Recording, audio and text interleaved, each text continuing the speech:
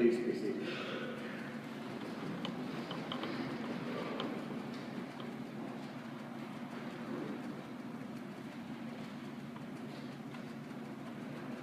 Innocent death. One who is innocent is condemned to death and dies. This story, which we have just participated in, is one among millions of stories of where an innocent person dies. We hear so many stories about innocent people dying that I'm sometimes afraid we become numb to those stories. That they are happening so frequently, we cease paying attention. Do you know that since the tragedy in Newtown, Connecticut, over 2,000 people have died violent deaths in this country alone? Since Newtown, over 2,000 people have died violent deaths in this country alone. We live in a culture where there is a toxic mix. On one hand, we have a culture, especially driven by the entertainment industry, which glorifies violence and uses violence as entertainment. And on the other hand, we have a culture where there is deep frustration and anger among growing numbers of the population. Young people in their 20s and 30s who cannot find work that matches their skills and their education. A growing rift between the richest and the poorest in our country. Then we add to that mix the availability of firearms and ammunition far beyond what many people apparently are able to handle. We add into that mix that 2/3 of the violent deaths that happen in this country are due to suicide, which then brings in questions about mental illness and our failure to care for the mentally ill, which then brings into the discussion that among the people who commit suicide are large numbers of adolescents who believe themselves to be gay or lesbian, many of whom are bullied. And this toxic mix is a reality that is yielding destructive results all over the place. Even here in this community, multiple times in the last few weeks. Innocent people are dying in great numbers. And that's just here in this country. We could go abroad and talk about missiles being lobbed back and forth and civilians being killed there. We could talk about the drone attacks of our own country, which in the interest of national security says somehow in some kind of perverse equation, if there are innocent people who die, it's for a better cause. And all of these innocent deaths have one who is in solidarity with them, who is Jesus of Nazareth. He is one with them in also dying an innocent death. And at the same time, there is something different.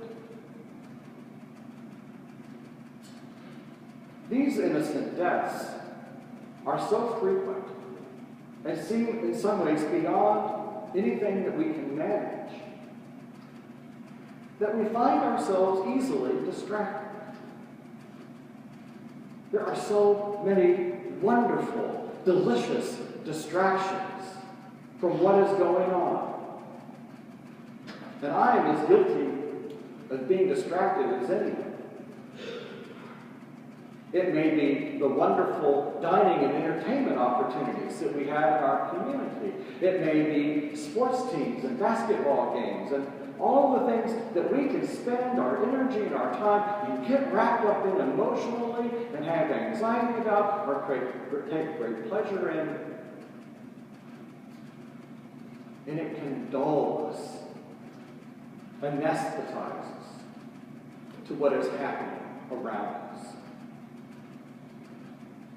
Karl Marx is famous for saying that religion is the opiate of the people. And there may be some truth in that when religion is at its worst, but we don't have to look to religion to find opiates. Our whole economy is growingly built on being an opiate of the people, to dulling our senses to what's happening. Therefore, when we hear this story, well, on one hand, we've heard it before. We've heard about Jesus dying, and we've also heard about these other people dying. And it's a sad thing. But if our response is merely, well, that's sad, or why doesn't anyone else do something about that? Then in a very, very real and concrete way, we join with the crowd that shouted, "Crucify him." I will not be bothered. I will not get involved. I will not try to do anything to change this. It's someone else's problem. It is better for some people to die for the rest of us. Crucify him. We are saying as a culture thousands of times in the last few months. And yet, the death we observe today is different. And it's different for this reason. While Jesus was innocent, while he did things to provoke authorities, both religious and civil, the real reason they wanted him dead was because of what other people and what he himself obliquely said about himself. And that is that he was equal to God. That's what had killed him.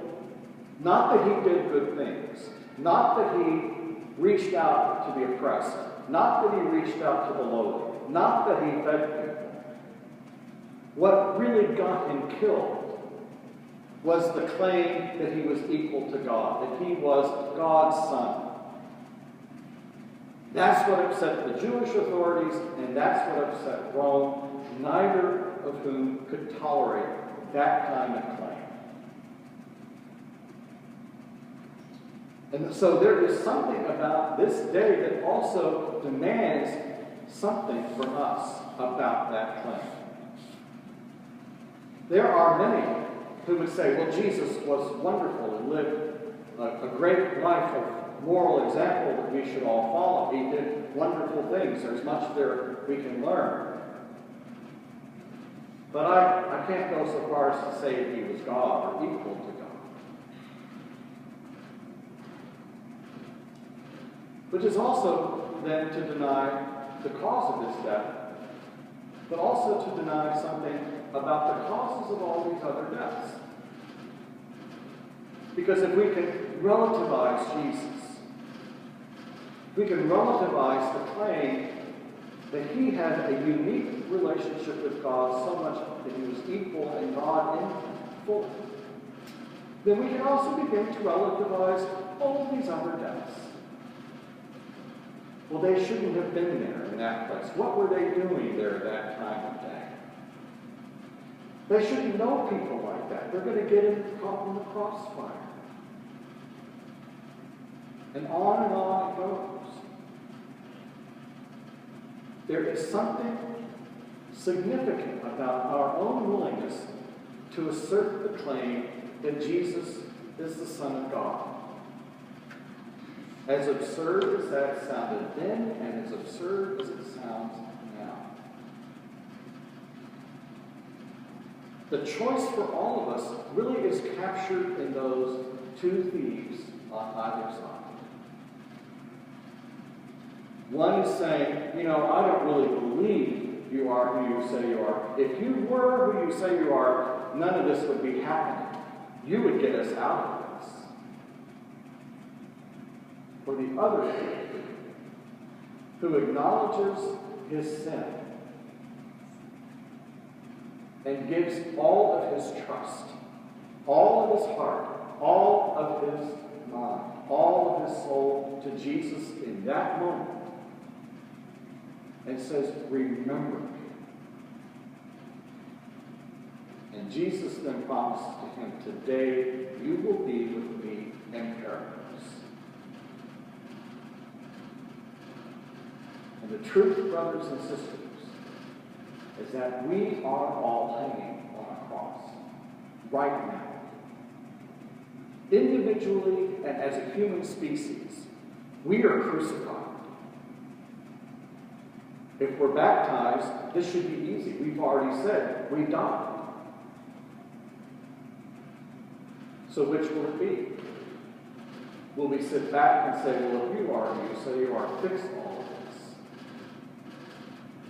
Or will we give ourselves, all of ourselves to him, and then make our hands, our legs, our eyes, his own, in this world right now? When we do that, then there is indeed paradise, or at least the beginning of it.